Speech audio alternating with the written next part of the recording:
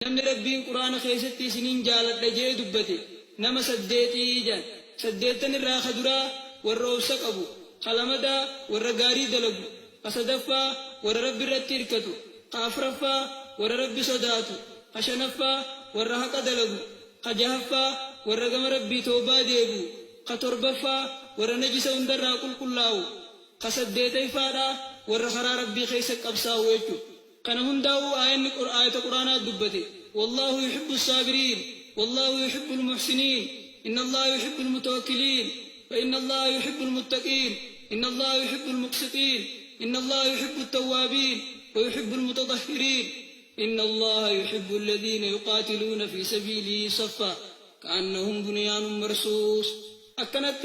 آية هدو خيستي ربنا قصصديتا كنجالة إبسيجو nama tokko ha jaalatan kasiin jaaladha jettee itti himte irra jaalatan